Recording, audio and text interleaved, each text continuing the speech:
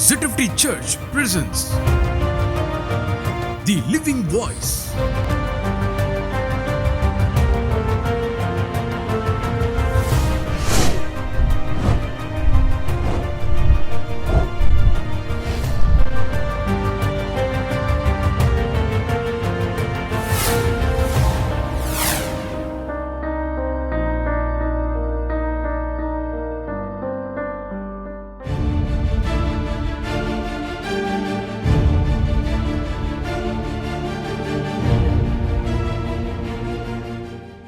I greet you all in the precious name of our Lord and Savior Jesus Christ. It is my joy to meet you once again this evening through this broadcast. For the past several weeks, we have been meditating on the rapture and the 10 qualifications that the Bible shows us are needed in us to be ready for the rapture. And as I said, and I often repeat this, your eschatology is not so important as the question whether you are ready to meet the Lord if He will come to take you to be with Him. So, leaving aside theology and the study of the end time signs and their orders, we're going to focus once again on what are the qualifications that are required in us to make it to the kingdom of God with Jesus Christ when He comes back for His bride. Let me just remind you briefly of the 8 qualifications that we have already studied together. And in the last episode, I started on the 9th qualification, but since we were short of time, I did not complete it. So today, I'm going to go deeper into that 9th qualification. So let me remind you of the first 8. The first thing I said was we must be in Christ. Being in Christ makes us a new creation. The old things are passed away and everything becomes new. Our way of life becomes new. Our way of thinking becomes new. Our attitudes become renewed and new. In everything, there is a complete change in us. The second thing I said was be Christ or belong to Christ. What does it mean to belong to Christ? Belonging to Christ means that we crucify the flesh with its passions and desires, so that we no longer live according to the rules of the flesh or the desires of the flesh, but we live according to the will of God. And then we came to the third qualification, which was be blessed and holy. I told you that holiness is not a set of rules. It's not refraining from eating something or refraining from dressing a certain way or refraining from going to certain places, touch not, taste not. All these rules are not holiness. Holiness is the unique and exclusive attribute of God. And it was revealed to us through a man. Who was that man? There was only one man who revealed it to us, and that was Jesus Christ. And therefore, He says, be holy even as I am holy. And that unique attribute of God was revealed to us through Jesus Christ. So putting on the image of Christ Jesus, or being transformed into that image day by day through the Spirit of God, is our walk of holiness or our transformation into holiness. So I said, be holy and blessed. Now what is being blessed? It is walking out our faith, which is given to us through that Spirit of God. The same Spirit of God that brings holiness is the one that brings the faith into our hearts. And walking out our faith in the everyday circumstances of life. And Jesus Himself gave us a list of people who are called blessed. He said, blessed are the poor in spirit, the meek, they that hunger and thirst after righteousness, those that are merciful, those who are pure in heart, those who are persecuted for righteousness' sake, and those who are falsely accused of wrongdoing, accused and reviled by their friends and the community around them. But Jesus says, when all this happens to you because of me, because of my name, then consider yourself blessed.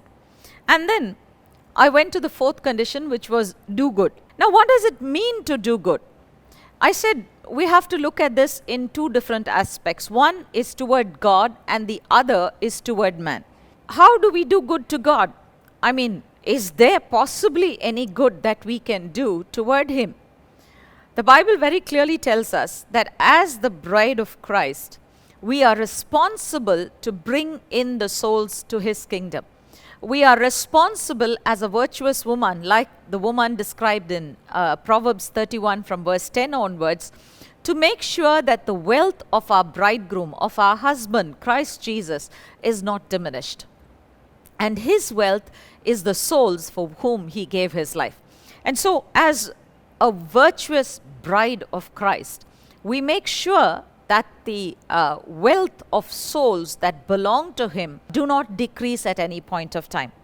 And doing good towards man, I spoke to you about the example of the young man who asked Jesus, "What good deed must I do?" And Jesus, in replying to him, said, "Use your physical resources, or the resources that you have been given on this earth, to earn eternal riches. Help others, and in doing so, store up for yourself treasures in heaven."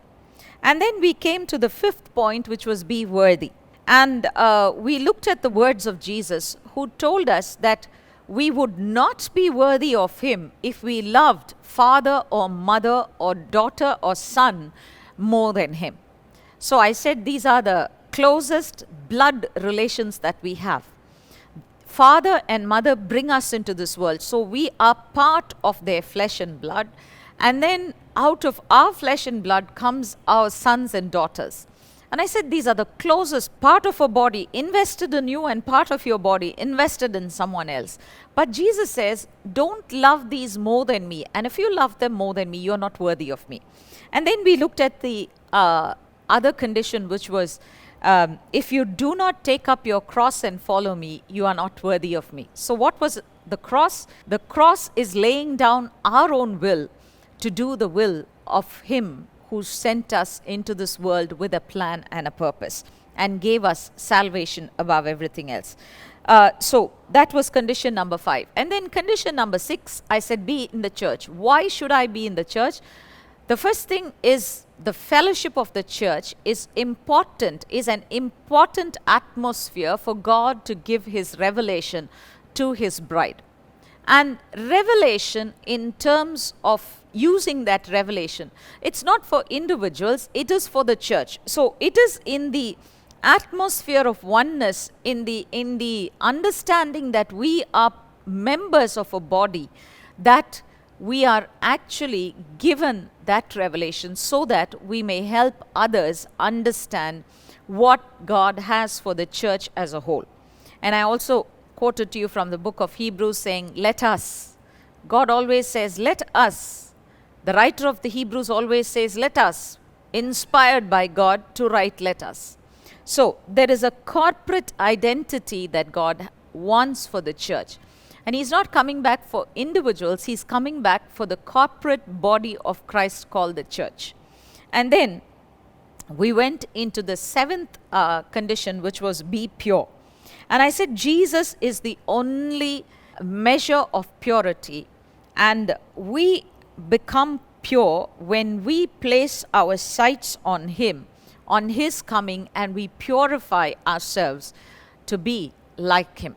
Okay, so that was the 7th condition. And then we went on to the 8th condition, which was be spotless, be without spot and without wrinkle. Be spotless and be wrinkleless, you can say.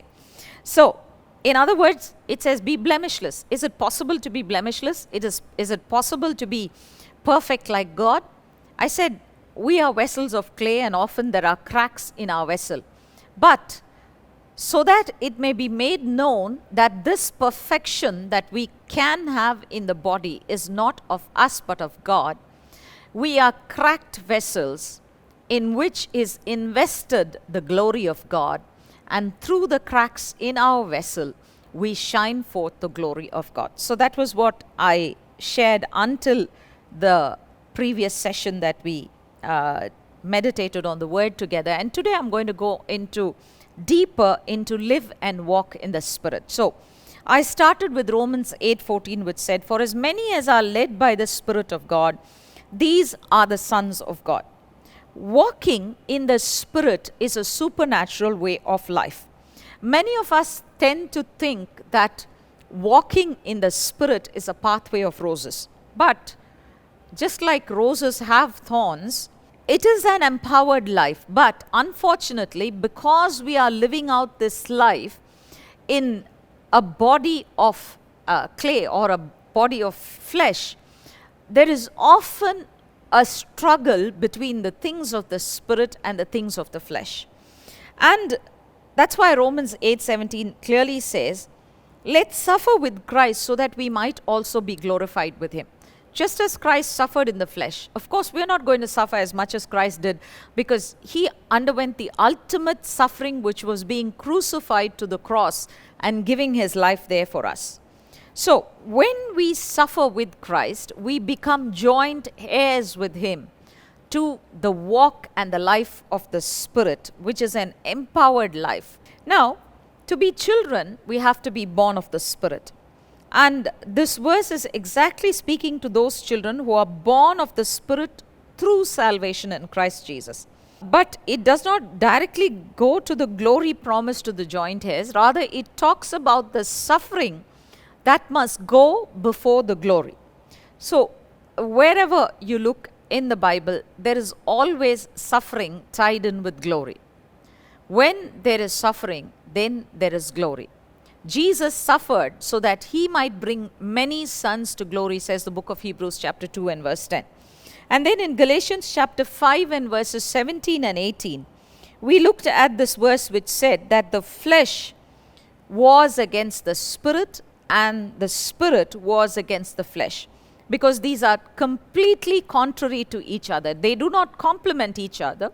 They are absolute opposites. And so we face a struggle. But he also ended that verse in Galatians 5:18 by saying, but if you are led by the Spirit, you are not under the law. So, what was the Apostle Paul having in mind when he said those words? We went on to Galatians chapter 5, verses 22 and 23, where we spoke about the fruit of the Spirit. Now, Paul says that to be led by the Spirit, we are not under the law. So, if you are led by the Spirit, you are not under the law, you are not subject to the law, you are not in bondage to the law, but you are free from the law. Now, what does that mean? Does that mean that I can live life any way I want? Does it mean that, there are no rules that I follow? No. The Spirit-filled and the Spirit-led life is very clearly a life that is guided by the Spirit. And when I say Spirit, I mean the Holy Spirit, in order that we may bring forth certain results. And those are the results that Paul speaks about in Galatians chapter 5, verses 22 and 23. And that's the fruit of the Spirit, which is love, joy, peace, long-suffering, kindness, goodness, faithfulness, meekness, and self-control. And the word says, against such there is no law. So, the fruit that we see by living in the Spirit is the reason why God has empowered us with the Spirit of God. And when we walk in the realm of the Spirit, bringing forth these results for which God invested his Spirit in us, then the power of the Spirit of God who dwells in us and helps us to bring forth these fruits is automatically revealed through the cracks in this vessel of clay. Now, what does it mean to walk in the Spirit? We walk when we live. A dead body does not walk. I mean, that's common sense.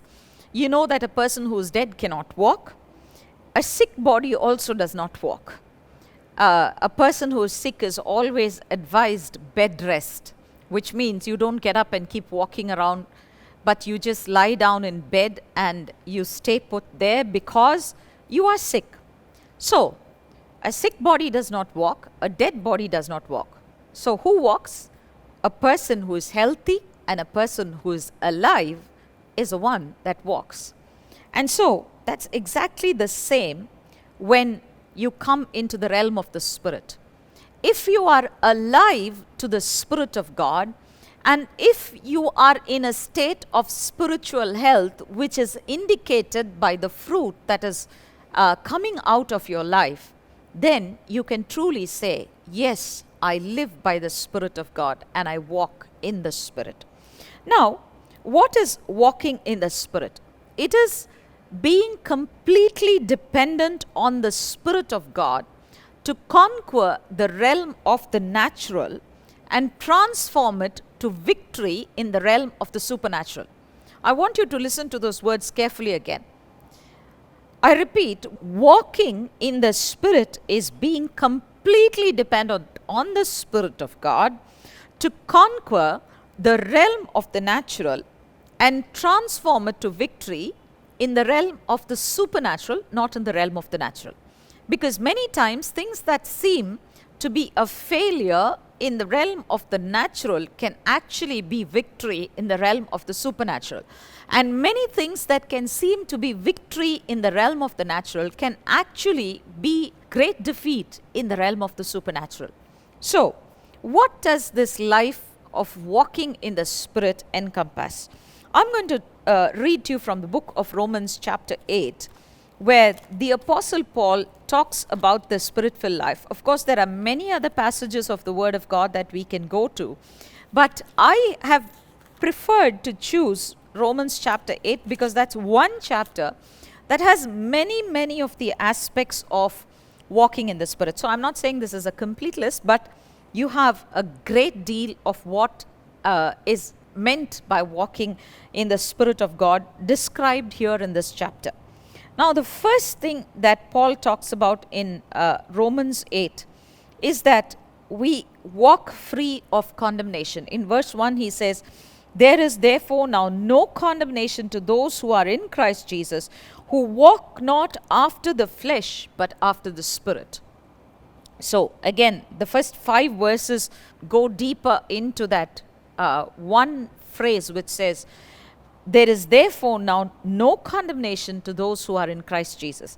And then again in verse 33 and 34, he says, "It is God who justifies us.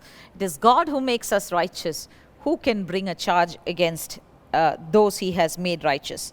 So, the first aspect of walking in the Spirit is that we walk free of condemnation. We walk in righteousness.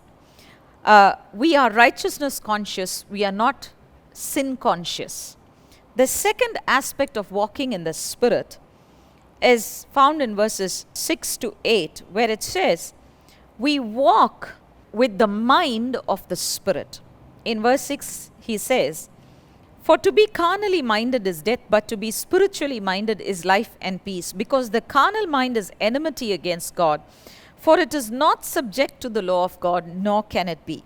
So then, they that are in the flesh cannot please God. But you are not in the flesh, but in the Spirit. So if the Spirit of God dwell in you. Now, if any man have not the Spirit of Christ, he is not of him." So, we live by the Spirit of Christ, and we do not live according to the law, which is body conscious, but we live by the Spirit of God, which is spirit conscious. In other words, we look into the realm of the unseen rather than into the realm of the seen to walk out our lives on this earth. Then we come to verses 9 to 11, where it says, "We overcome the law of the world by the law of the Spirit." And I would encourage you, if you have your Bible open, to read those verses as we go so that you will understand what I'm talking about. We overcome the law of the world by the law of the Spirit. He says, "The same Spirit that raised Jesus from the dead is a Spirit that lives within us and gives life to our mortal bodies." Our bodies are mortal bodies.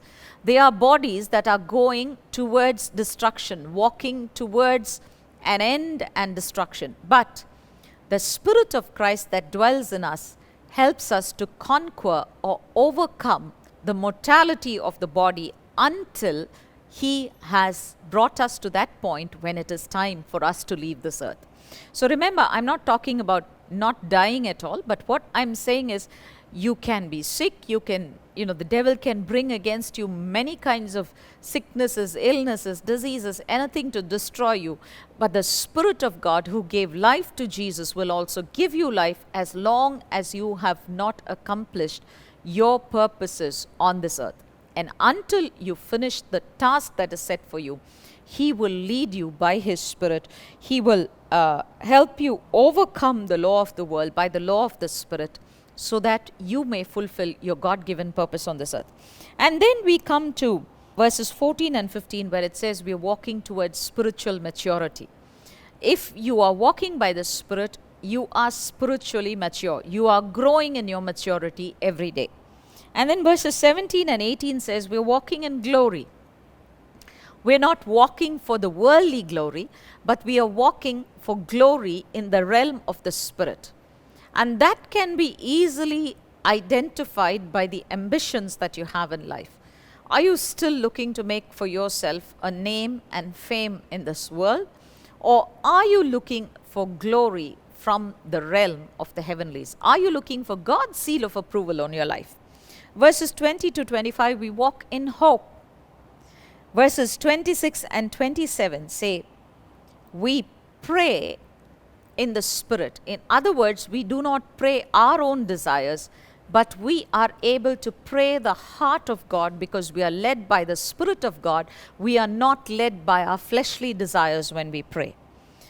This is a very tough one for many people because, when we sit down in prayer, many times we want to tell God what we want, and we do not want to pray the things that God wants. But if you are led by the Spirit of God, you put all your own fleshly prayers on the back seat and you give free rein to the Holy Spirit to help you pray in accordance with the will of God.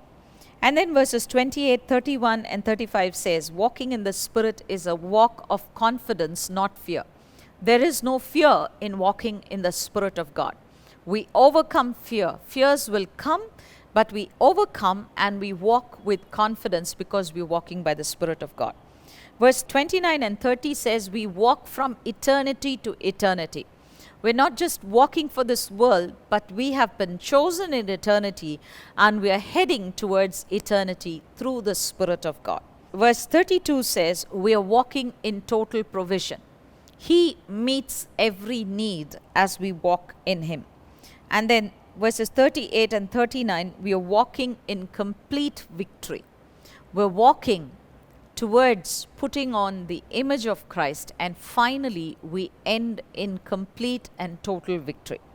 So, walking in the Spirit is a wonderful life of empowerment, but there are often great struggles because as long as you live in the flesh will always war against the Spirit. But we have to learn to overcome the flesh through the Spirit of God.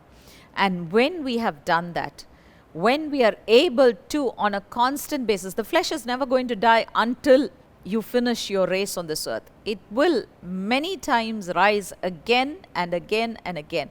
But through the Spirit of God, we have to learn to conquer the flesh and to subject it to us, not let it get the better of us.